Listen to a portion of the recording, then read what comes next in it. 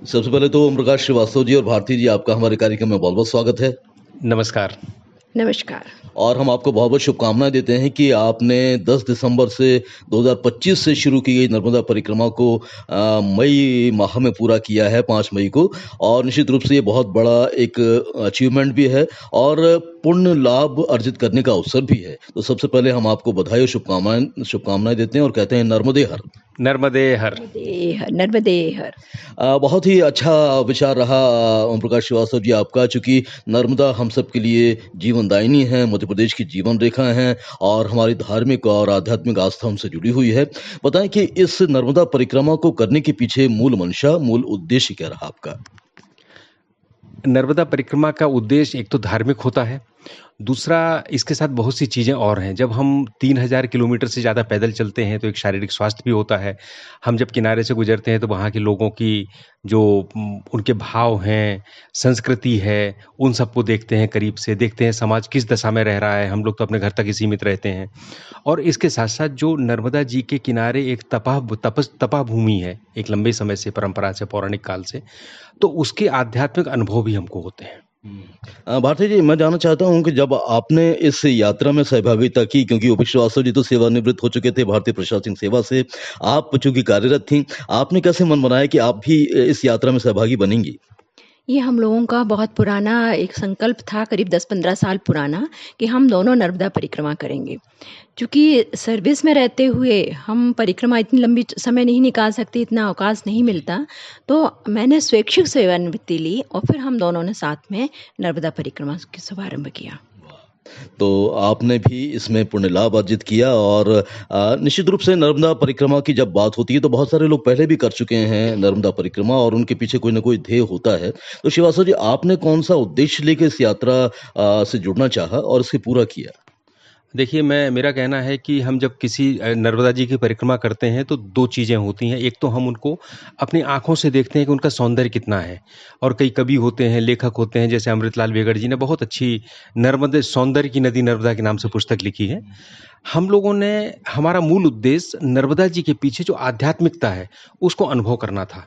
तो हमारा मुख्य उद्देश्य नर्मदा जी के किनारे चलना, उनको महसूस करना, हमारे अंदर जो भाव उठते हैं, उन भावों को समझना और कैसे हमारे अंदर के जो विकार हैं, वो कैसे कम होते हैं नर्मदा जी में की परिक्रमा में, उनके बारे में सोचना और कैसे दैवीय गुण की वृद्धि होती है।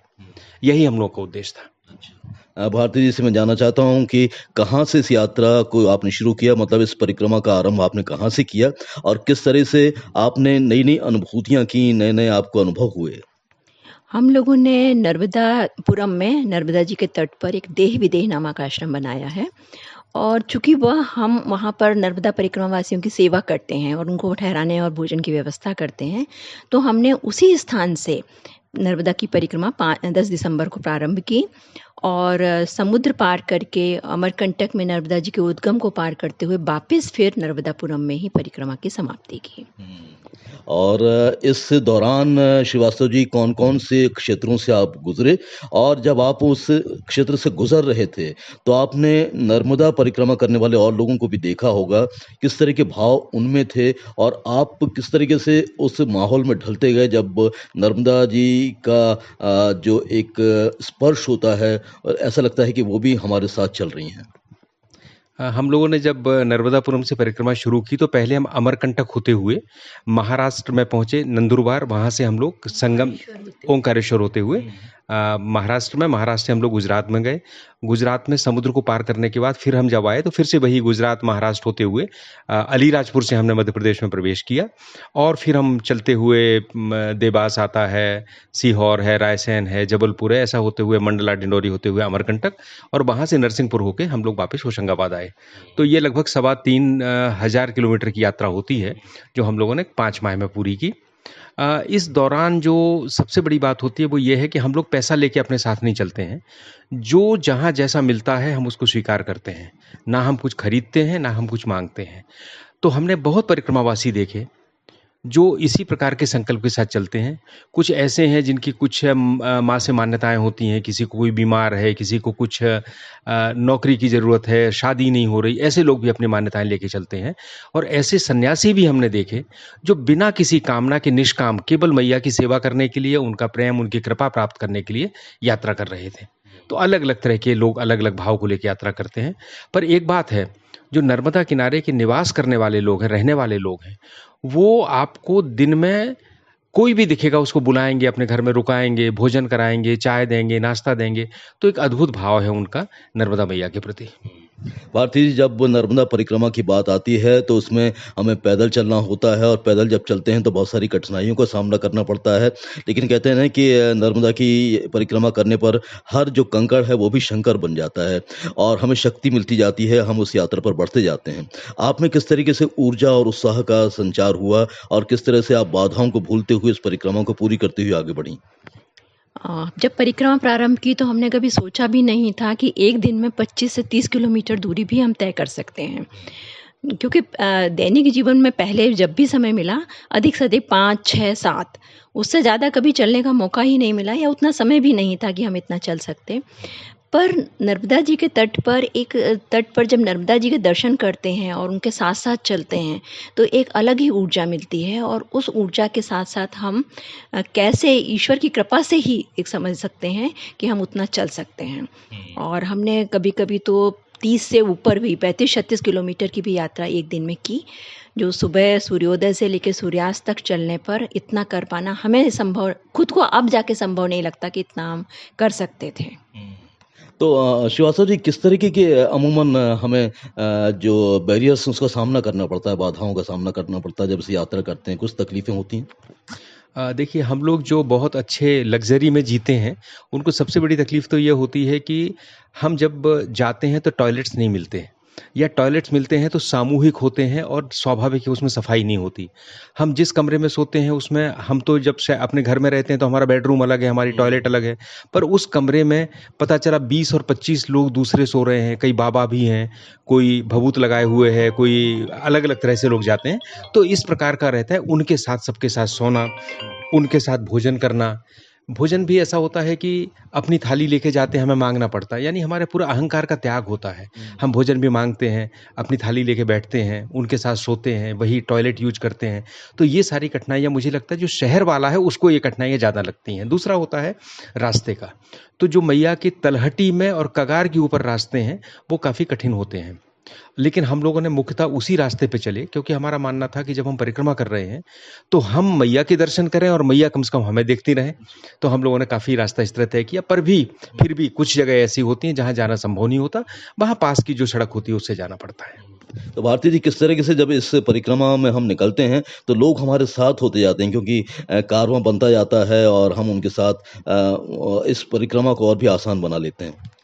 सामान्यतः तो परिक्रमा मतलब अलग-अलग समूह में होती है। हम लोग तो दोनों ही पति-पत्नी दोनों ही निकले थे। पर जहाँ हम जिस आश्रम में पहुँचते थे वहाँ पहले से या आगे-पीछे कुछ लोग दूसरे लोग भी रहते थे। पर क्या होता है, हर व्यक्ति की स्पीड अलग होती है, हर व्यक्ति का एक शरीर की शक्ति अलग होती है। कोई तेज़ गति से चलता है, कोई धीमा चलता है, कोई सुबह जल्दी निकलता है, कोई देर से निकलता है। तो इस कारण से रास्ते में तो हम दोनों ही अलग चले, पर शाम को जहाँ भी रुकते थे, वहाँ पर कई दूसरे यात्री भी मिलते थे। तो उनसे मिलना, उनसे बात करना, उनके यात्रा के अनुभव सुनना और किस उद्देश्य से या कैसे वो लोग यात्रा के लिए प्रेरित हुए, ये सब हम लोग उनसे जानने की कोशिश करते थे।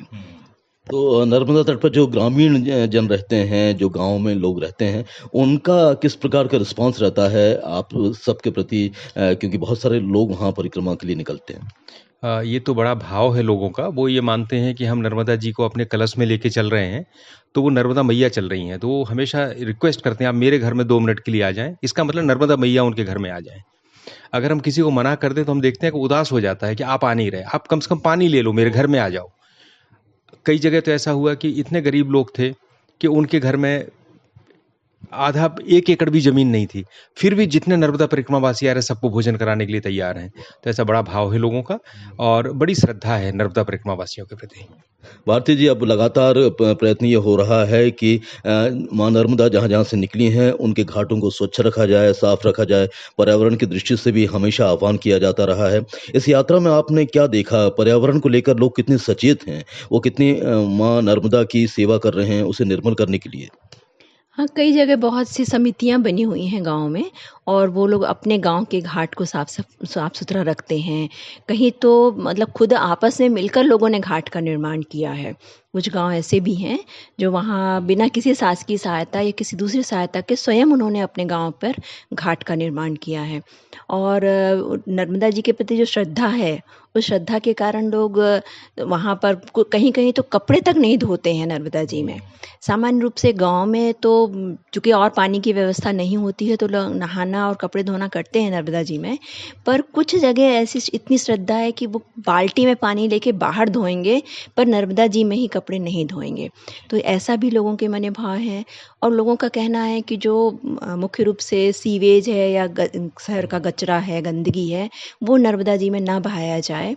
तो ये सब लोग धीरे-धीरे उसके प्रति जागरूक हो रहे हैं और ऐसा प्रयास कर रहे हैं कि गंदगी नर्मदा जी में ना जाए। श्रीवास्तव जी, आप इस बारे में कुछ कहना चाहेंगे? अ, ये निश्चित है कि जागृति बहुत ज़्यादा है लोगों में नर्मदा जी के प्रति। मतलब यहाँ तक कि जो लोग अवैध रेत निकाल रहे हैं ना, वो भी नर्मदे हर कहते हैं। हालाँकि वो जानते हैं हम गलत कर रहे हैं। तो दोनों तरह की हैं, ये विडंबना है हमारी कि दोनों तरह चल रहे हैं। दूसरा मुझे ये लगता है कि नर्मदा जी को स्वच्छ रखने के लिए जो कई बार हम बड़ी चीज़ें भूल के छोटी चीज़ों पे आ जाते हैं। जैसे लोग कहते हैं नर्मदा जी में स्नान करते समय साबुन नहीं लगाना है। एक व्यक्ति जो साबुन लगाता है नर्मदा जी का, वो कितना होता है? हमने इस चीज़ पे फ़ोकस कर दिया, लेकिन हमने इस चीज़ पे फ़ोकस नहीं किया कि जो हमारी सीवर लाइनें बन रही हैं और जो पेंडिंग पड़ी हैं, वो जल्दी कर दें। एक सीवर लाइन 1 मिनट में एक शहर की जितना कचरा डालती है, उतना शायद 10 लाख आदमी साबुन लगा लें अपने बदन में, तो भी नर्मदा जी में नहीं जाएगा। तो मुझे लगता है हमने छोटी-छोटी बातों में बहुत उलझा दिया। कई जगह तो एक व्यक्ति मेरे से बोल रहा था कि मुझे तो लगता है नर्मदा जी में स्नान ही प्रतिबंधित कर देना चाहिए।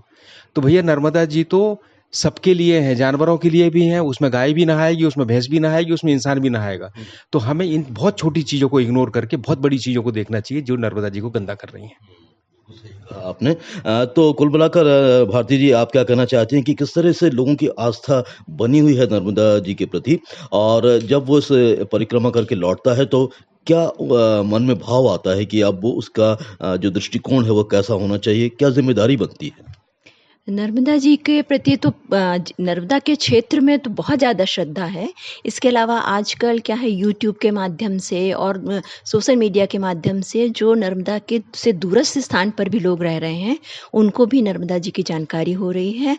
और अभी हमें परिक्रमा में महाराष्ट्र, गुजरात और उसके अलावा यहाँ तक के कि मतलब पहाड़ों के भी लोग भी वहाँ मिले। उत्तर प्रदेश से, कलकत्ता और उड़ीसा से लोग परिक्रमा में आ रहे हैं।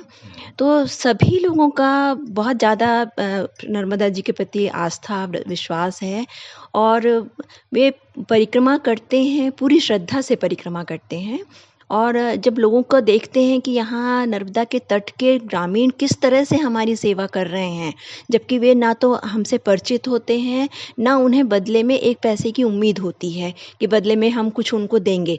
तो निस्वार्थ सेवा देखकर वे भी अपने अंदर इस निस्वार्थ सेवा का भाव लेकर जाते हैं और प्रयास करते हैं। जैसे कुछ महाराष्ट्र के लोग हैं, वे देखते हैं कि नर्मदा के तट के जो आश्रम हैं, उनसे बात करते हैं कि हम आपके यहाँ 15 दिन, महीने में आकर रहें और जो यहाँ परिक्रमावासी हैं उनकी हम सेवा करें। और उस दौरान वे अपने पैसे से ही खर्च करते हैं। मतलब जो परिक्रमावासी आते हैं उनके भोजन बनाने का काम स्वयं करते हैं और उनको भोजन करवाते हैं। तो इस तरह से वे भी निस्वार्थ सेवा के प्रति आगे बढ़ रहे हैं। और संभवतः जो लोग मतलब हमने महाराष्ट्र के तो कुछ लोगों को देखा, और भी कई प्रदेशों के लोग यहाँ आकर सेवा करते होंगे, या नहीं तो वे अपने स्थान पर जाकर निस्वार्थ सेवा का भाव लेकर जा रहे हैं। श्रीवास्तव जी, अब नर्मदा परिक्रमा की इस 5 महीने की गाथा को आप किस तरीके से जन-जन तक पहुँचाना चाहते हैं? और उनसे क्या आह्वान करना चाहते हैं कि जो जीवन रेखा है मध्य प्रदेश की, उसके प्रति उनका क्या कर्तव्य बनता है, क्या दायित्व बनता है? और यदि कोई इस परिक्रमा आगे कुछ करना चाहता है, तो वो किस प्रकार से इसके लिए भाव पैदा करे? देखिए, आप नर्मदा जी के किनारे पहुँच जाएँगे तो भाव तो अपने आप पैदा हो जाते हैं। दूसरा, जीवन की इस आपाधापी में कुछ समय निकाल कर हम जब नर्मदा जी के किनारे चलते हैं तो इतने सुंदर प्राकृतिक दृश्य होते हैं कि उनसे आप पूरा आपका शरीर जो है ना, एक तरह से उसमें ऊर्जावान हो जाता है। तो हम कहेंगे कि एक बार प्रयास करना चाहिए, और जो युवा हैं वो तो अपने जीवन में अगर एक बार नर्मदा परिक्रमा कर लेते हैं, तो उनको ये कृतज्ञता का भाव, उनके साथ ये जो उनका अलगाव होता है कि हम अपने कमरे में ही रहते हैं, दूसरों के साथ मेल-जोल, दूसरों के साथ घृणा की समाप्ति, ये सारे जो मानवीय गुण हैं उनके अंदर अपने आप पैदा हो जाते हैं। तो वाक़ई अगर एक बार कोई युवावस्था में कर लेता है तो मुझे लगता है उसका जीवन आगे बदल जाता है। और इस गाथा को आप किस तरीके से लोगों तक पहुँचाएँगे? अभी तो कहीं कुछ कार्यक्रम होता है तो हम उस तरह से बताते हैं, बाकी हम इसके लिए एक पुस्तक लिखेंगे, एक जिसको रहेगा आध्यात्म की नदी नर्मदा। क्योंकि हमने देखा है कि सौंदर्य पे बहुत लिखा गया है नर्मदा जी पे, और पौराणिक तो है ही बहुत सारा, लेकिन इसका जो आध्यात्मिक पक्ष है, जो हम घूमते हैं और हमारे अंदर जो परिवर्तन आता है, उसको हम लोगों के सामने लाना चाहते हैं मुख्य रूप से। तो चलिए, नर्मदा परिक्रमा की इस महान यात्रा को जिसे कहेंगे 3000 से ऊपर की आपने जो यात्रा की है, उसके लिए हम आपको एक बार फिर से बधाई और शुभकामनाएँ देते हैं। निश्चित रूप से आपकी जो गाथा है वो ज़्यादा से ज़्यादा लोग पुस्तक के माध्यम से पढ़ेंगे और समझेंगे कि किस प्रकार से नर्मदा पूजनीय के साथ-साथ और भी बहुत सारे भाव रखती हैं और हम सबको उनका सम्मान करना चाहिए। इतना समय देने के लिए ओ.पी. श्रीवास्तव जी, भारती जी, आपका हृदय से धन्यवाद। नर्मदे हर। नर्मदे हर। नर्मदे हर।